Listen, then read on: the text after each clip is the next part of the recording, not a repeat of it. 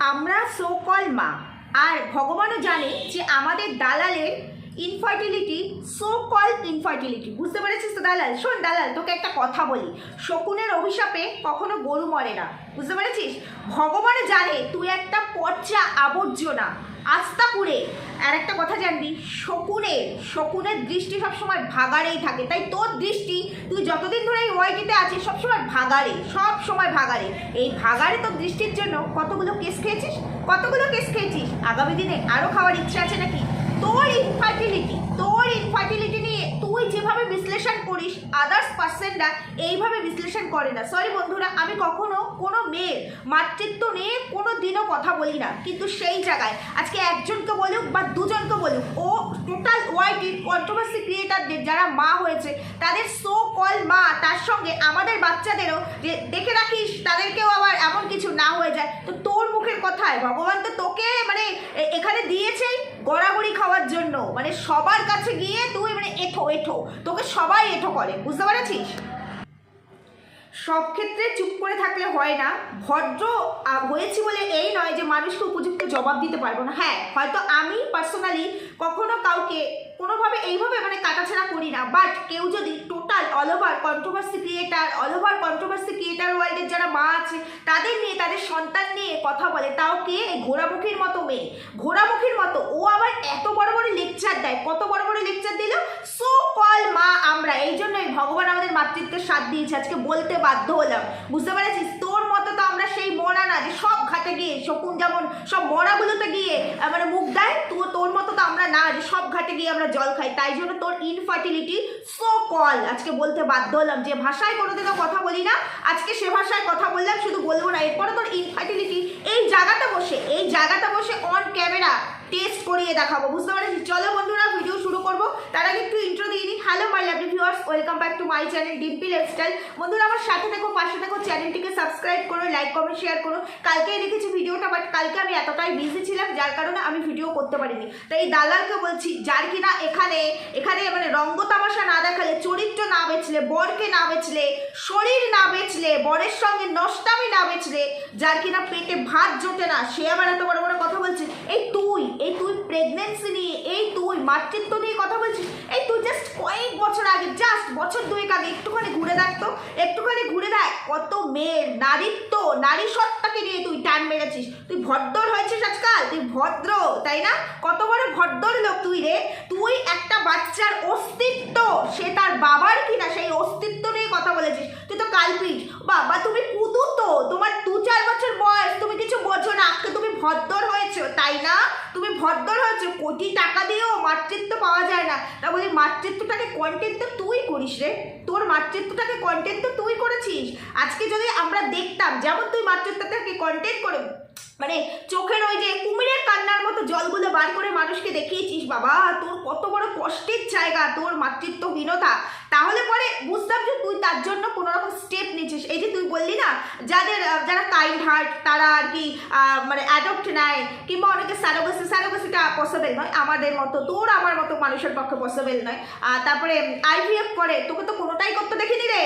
আজকাল তো তোর বর তোর কথায় উঠে আর বসে, পুতুল নাচ নাচাচ্ছিস তোর বরকে, এমনকি তোর বর তোর সাথে নষ্টামি করে, সেটাও ক্যামেরা অন করে বিক্রি করে, তারপর তোর আর তোর বরের পেট চলে। বুঝতে পেরেছিস? তোদের কোনো চার দেওয়াল নেই, তোদের কোনো প্রাইভেসি নেই। বরকে ঘরকে তো বেঁচেছি, শ্বশুর শাশুড়ি সবাইকে বেঁচেছি। শুধু তাই নয়, ওই যে বরটাকে নিয়ে সংসার করিস, আমি কোনো রকম নোংরা ভাষা বলতে চাই না, তারপরেও চলে আসে এরকম সো কল ইনফার্টিলিটি ঘোড়ামুখীর জন্য। বুঝতে পারছো তো? তো যাই হোক, যেটা বলছি, তো এখন তো তোর বর তোর কথায় উঠে আর বসে, তো তুই তোর বরকে বল না, তোর যদি সব অপশন বন্ধ থাকে, একটা সন্তানের জন্য তো মানুষ কত কিছু করে, তাই না? তো তোর যদি এখন এত মানে তোর বর তোর কথা উঠে বসে যখন, তখন তো একটা তুই অ্যাডপ্ট নিতেই পারিস, নাকি নিবি না? দায়িত্বই নিতে চাস না, ফুর্তি করতে চাস। আর একটা বাচ্চার দায়িত্ব নিলে পরে তুই ফুর্তি করবি কি করে? তুই তো অনেক ঘাটের জল খাওয়া মাল, তাই না? তোর কষ্ট ভোলার জন্য তোকে পাঠশালায় যেতে হয়, তোকে বর বিক্রি করার পরে মানে ফুর্তি করার জন্য লাল জল খেতে হয়, তাও তোর নিজের বোনের সাথে। এই তো তোর ফ্যামিলি কালচার, এই হচ্ছে তোর ফ্যামিলি কালচার। বুঝতে পারছিস? তুই নাকি একটি শিক্ষিত পরিবারের বৌমা, তোর শ্বশুর নাকি একজন টিচার। হ্যাঁ, টিচার পরিবারের বৌমার এই তো রং তামাশা তো দেখাই যায়। আজকে তুই ভদ্র, 2 বছর আগে একটা বাচ্চার অস্তিত্ব নিয়ে কথা বলেছিলি, মনে পড়ে তো? আজকে তুই ভদ্র হলেই তো তোর ভদ্র আমরা মেনে নেবো না রে। তোর কার্মা তো তোকে ভোগ করতে হবে। যে তুই বললি না পাপ পুণ্যের হিসাব করবে, আমরা কত পাপী। আরে তুই কি পাপ পুণ্যের হিসাব করবি? ভগবান জানে তুই কি পাপ করেছিস, বুঝতে পেরেছিস? তোর মতো পাপী 7টা জন্ম ধরেও আফসোস করলেও তোর পাপ খণ্ডাবে না। তুই যা করে এসেছিস, আমরা লাস্ট 2 বছর, মানে 2 বছর আগে যা দেখেছি, 2 বছর না 1-1.5 বছর আগে যা দেখেছি, তো তোর পাপ কোনোদিনও খণ্ডাবে না। আর এই যে সেই সমস্ত ভদ্র দিদিভাইদের উদ্দেশ্যে আর বোনদের উদ্দেশ্যে বলছি, সাপকে কখনো পোষ মানানো যায় না। সাপকে কখনোই পোষ মানানো যায় না। যতই মানে দুধ কলা দিয়ে সাপকে পোষ মানানোর চেষ্টা করো না কেন, যখনই সুযোগ পাবে সাপ কিন্তু ছোবল মারবে। এত ভদ্র আমাদের ইনফার্টিলিটি দিদি ভাই, এত ভদ্র আমাদের আর কি এই ওয়াইটি জোনের আর কি controversy queen, infertility controversy queen, যে কিনা নিজেই হাইলাইট করে করে লেখে ইনফার্টিলিটি, নিজেই হাইলাইট করে করে লেখে। তোর কোনো মানে লজ্জা আছে? নির্লজ্জ নিকৃষ্টতম মহিলা, তোর কোনো লজ্জা আছে? এই কারণে তোর ওই যে নষ্টামি করা বরটা, যে কিনা নষ্টামি করে ব্লগের মধ্যে, সেইটা তোকে নিয়ে সংসার করে, বুঝতে পেরেছিস? সেইটা তোকে নিয়ে সংসার করে। এই জাস্ট 7 মাস আগে কেঁদে নেদে বরকে বেঁচেছিলি। বর তোকে কি বলেছিল, কি স্লাং দিয়েছিল, বাবা বলবো নাকি মুখে আরেকবার তুলে ধরবো নাকি? তারপরে কত রং তামাশা, বাবা বর এখন ওর কথায় উঠে বসে। এই তুই না কিছুদিন আগে, কয়েক মাস আগে বলতিস তুই কোথাও গেলে পরে তোর ওই যে পোষ্যটিকে তুই এর বাড়ি ওর বাড়ি তার বাড়িতে রেখে রেখে যেতিস। তোর শ্বশুরের নাকি সমস্যা হয়, পোষ্যর লোম থেকে এক রকমের প্রবলেম আসে, অ্যালার্জি হয়। তা বলি এখন তো তুই কোথাও গেলে দেখি পোষ্যটিকে সবসময় ওপরে পাঠিয়ে দিস। এখন তো শ্বশুরের সমস্যা হয় না, মানে তোর শ্বশুর শাশুড়ির এখন প্রবলেম হয় না? এখন তো তাদের এজটা আরও বেশি হচ্ছে, আর মানুষের যখন এজ বেশি হয় তখন তার ফিজিক্যাল মানে ফিটনেসটা আরও বেশি সেন্সিটিভ হয়ে যায়। তো এখন তোর পশুটিকে তারা রাখে কি করে? তার মানে সবই ডুপ্লিকেট, তাই না? তার মানে সবই মানুষকে বোকা বানানো, ইমোশনালি ব্ল্যাকমেল করা। এই জন্যই ওই যে তুই কথা বলিস না, যে যেমন ঢেমনি জগৎ দেখে তেমনি তুই একটা ঢেমনি, তাই সব ঢেমনিগুলোই তোর কাছে এসে তোর মতো পোষ্য মতো হ্যাঁ করছে, বুঝতে পেরেছিস? তা তোর অভিশাপে অন্য মায়েদের সো কল মা আমাদের মতো সো কল মায়েদের সন্তানদের আয়ু আরো অনেক 10 বছর বেড়ে যায়, বুঝতে পেরেছিস? তোর অভিশাপে তুই একটা কীট, নরকের কীট তো বটেই, তুই এই সমাজের একটা কীট, যে কিনা সব ঘাটের জল খাস, সব কিছু খাস। এই যে বললি মারুকে নিয়ে, মারুর প্রেগনেন্সি নিয়ে আমি কি সেরকম কোনো কথা বলেছি? তো তুমি কত ভদ্র কথা বলেছো, ও ভাড়া বাড়িতে থাকে বলে ওর এখন এই ডিসিশনটা নেওয়া ঠিক হয়নি। কেন? মারুকে প্রেগনেন্টকে তুমি করেছো না? মারুকে তুমি খাওয়াও নাকি মারুর বেবি আসলে তুমি খাওয়াবে? তুই বলার কে? যার নিজে পুরো উলঙ্গ মাথা থেকে পা পর্যন্ত, সে আবার অন্যকে জাজ করে, আর তাকে নিয়ে কথা বলতে আসলে সে আবার আমাদেরকে বলে সো কল মা। এই সো কল মায়েরা কিন্তু কেস খায়নি, সুটকেস হয়নি। এই সো কল মায়েরা কিন্তু দিল্লি পর্যন্ত যায়নি কেসের জন্য, এই তোর মতো কিট গেছিল, বুঝতে পেরেছিস? আজকে তোর মাতৃত্ব নিয়ে এত উদারতা, ওরে বাবা তোর দুর্বল জায়গা নিয়ে সেন্সিটিভ ইস্যু, এটা তোর কাছে সেন্সিটিভ পয়েন্ট নিয়ে তোর আজকে এত বড় বড় কথা লেকচার। সেদিন ছিল না, তুমি কুদু ছিলে সেদিন, বাউ কি 13 বছর বয়স ছিল, এই 2-2.5 বছরে তুমি একদম অ্যাডাল্ট হয়েছো, তখন তুমি অ্যাডাল্ট ছিলে না। মেয়েরা মানে মায়ের জাত, আমরা সেটাই জানি যে প্রত্যেকটা মেয়ের মধ্যে মাতৃত্ব থাকে, কিন্তু তোর মধ্যে নেই। যদি থাকতো তুই কোনো শিশুকে এইভাবে ছেঁড়াকাটা করতিস না, তোকে সারা জীবন শুনতে হবে তুই যে পাপ করেছিস। শোন গর্বেচনী, তোকে একটা কথা বলি, কোনো ক্রিমিনাল মানে কেউ যদি খুন করে সে ধর সংশোধনাগার থেকে বেরিয়ে সে যদি বলে আমি এখন ভালো হয়েছি, তাই বলে কি ওটা তার জীবন থেকে একদম ডিলিট হয়ে যাবে? সে একজন খুনি। ঠিক তেমনি তুই খুনির থেকেও বড় অপরাধী, বুঝতে পেরেছিস? তার থেকেও বড় অপরাধী তুই আবার আমাদের মতো মায়েদেরকে সো কল বলছিস। ঈশ্বর আছে তো, ঈশ্বর বিচার করেছে তো, ঈশ্বর বিচার করেছে বলে দেখ আজকে আমরা সো কল হলেও মা, দেখতে পেরেছিস? তোকে বারবার হাইলাইট করতে হয় ইনফার্টিলিটি নিয়ে, আমাদেরকে করতে হয় না। দেখ তোর যা বেরোয় তোর চরিত্র নিয়ে, কখনো মামি, কখনো ধামি, কখনো কামি, সবাইকে তোর চুষতে লাগে, বুঝতে পেরেছিস? তো তোর যা বেরোয় দেখ, বাকিদের কিন্তু ওরমভাবে বেরোয় না, বুঝতে পেরেছিস? তো তুই হচ্ছিস এতটা নোংরা, তুই আবার সাফাই দিতে আসিস, তুই আবার ভদ্র কথা বলতে আসিস। তুই যদি এত ভদ্র হতিস, এই দিদিদের বলছি, এই যে ঘোড়ামুখীর দিদিদের বলছি, এত ভদ্র মানুষ তো তাকে ভালো করার চেষ্টা করছে, তোমরা ভালো করবে, ওকে ভদ্র করবে, ওই তোমাদেরকে উলঙ্গ করবে। বলে রাখলাম, আজকে ডেটটা মেনশন করে রেখো, তোমাদেরকে উলঙ্গ করবে। ও যদি এতই ভদ্র হতো, মানুষের ভালোবাসা, মানুষের বিশ্বাস, এটা সব থেকে বড় জিনিস। বিশ্বাস, ভরসা, ভালোবাসা। আজকে কন্টেন্টের জায়গায় কন্টেন্ট করা যেতেই পারে। হ্যাঁ অবশ্যই মারু কন্টেন্ট, এখন কেউ নেই মার্কেটে, এখন মারুকে ছিঁড়ে ছিঁড়ে খাচ্ছে।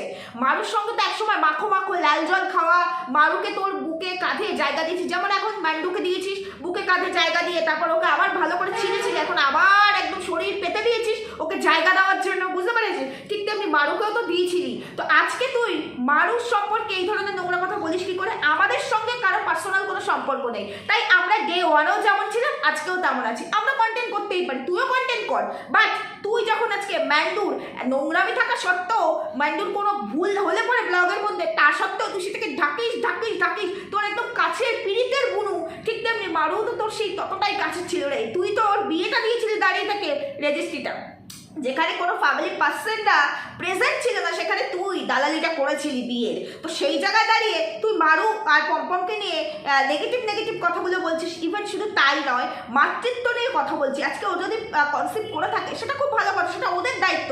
তুই কথা বলার কে হোস তুই যে বলার, যে ঘর নেই, পায়ের নিচে জমি নেই, এই সময় ডিসিশনটা নেওয়া ঠিক হয়নি, তুই খাওয়াবি না তুই মারুকে প্রেগনেন্ট করে দিয়ে এসেছিলি? তুই আবার ভদ্র বলিস, তুই আবার ভগবানের বিচারের কথা বলিস, তুই আবার বলিস ভগবান বুঝবে আমি কথাটা কেন বলেছি।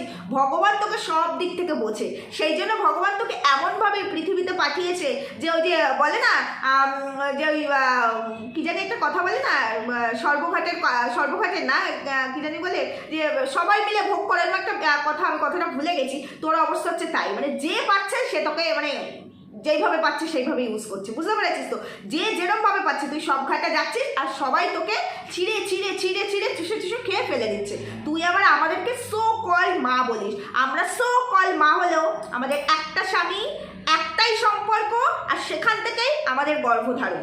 তোর মতো এইরকম ইনফার্টিলিটি নিয়ে আমরা হাইলাইটও করি না, আর আমাদের সকল ইনফার্টিলিটিও নেই, বুঝতে পেরেছিস? আর আমাদের ক্যারেক্টারের এইরকম ধাজিয়াও নেই, কখনো ভাগনা, কখনো অমুক, কখনো কোনো ক্রিয়েটার।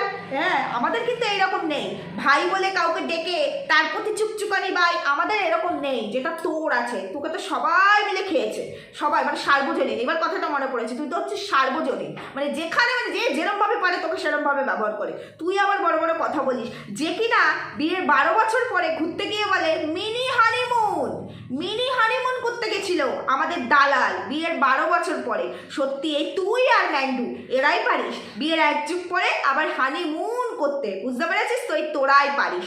সত্যি মিনি হানিমুন করতে গিয়ে বরের সাথে নষ্টামি ব্লগের মধ্যে তুলে ধরিস, নোংরা, নির্লজ্জ, লজ্জাও করে না, কত মিথ্যা কথা বলবি। তুই না 7 মাস আগে তোর বাবাকে দিয়ে সাফাই গাইয়েছিলি যে তোমরা তো আমাকে বিশ্বাস করছো না, শোনো আমার বাবার কথা। আমার বাবাও বলছে, তোর বাবা বলেছিলেন না, অনেকবার আমরা গিয়ে বুঝিয়েছি, অনেকবার অ্যাডজাস্ট করে দেওয়ার চেষ্টা করেছি, কিন্তু না সত্যি আর সম্ভব নয়।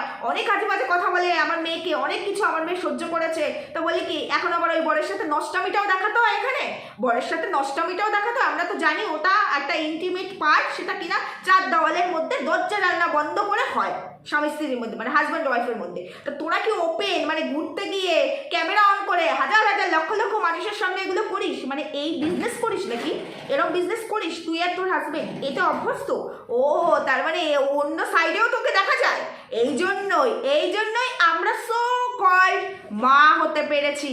আমাদের কোনো সাইড নেই রে, আমাদের এই একটাই সাইড, সেটা হলো আমাদের সংসার, বুঝতে পেরেছিস? তো দালাল ভালো করে বোঝ, কর দালালি কর, আর বেশি করে দালালি কর। আর কি জানি বললি তোর বার্থডেটা নিয়ে, যে সবাই জানতো, আমিও জানতাম যে এটা তো করবেই, কারণ আমরা সবাই সবার জন্য করি, মানে বুনুরা দিদি ভাই এরা কথা বলছি, দিদি ভাই বুনু মানে এরা সবাই সবার জন্য করে আর কি। তো সেটা তো জানাই ছিল। তো তুই যখন জানতিসই, তোকে তোর হাজবেন্ডকে আর ম্যান্ডুর মেয়েটাকে যখন হোটেলে পাঠিয়ে দিল, তো বুঝতেই পারছিলি যে তোর জন্য কিছু একটা প্ল্যান করা হচ্ছে, তোর বার্থডে সেটা রাত্রিবেলা সেলিব্রেট করা হবে। তো সেটা যখন করা হয়ে গেল, ম্যান্ডু যখন ভিডিওর টাইটেল থাম্বনেল দেবে, এই যে বললি এটা একটা ট্যালেন্ট, ঘুরতে গিয়েও আমরা প্রত্যেক দিন ভিডিও দিয়েছি, আর 2 দিনের ঘুরতে যাওয়ার ভিডিও 10 দিন ধরে টানছি, এটা একটা ট্যালেন্ট, নোংরা ট্যালেন্ট। দেখ ওই যে ওই সব জায়গায় যারা যায় না, যেসব প্রস্টিটিউটরা আছে তাদেরও কিন্তু একটা ট্যালেন্ট, কিন্তু সবার কি আর ওই ট্যালেন্ট থাকে? আমাদের আবার ওই ট্যালেন্ট নেই, বুঝতে পারছিস? পারছিস? এই তোর মতো দালালের বোধহয় ওই রকম জিনিসগুলো ভালো লাগে। আর ভালো লাগে কি, তুই যে সব ঘাটে ঘোড়া মাল,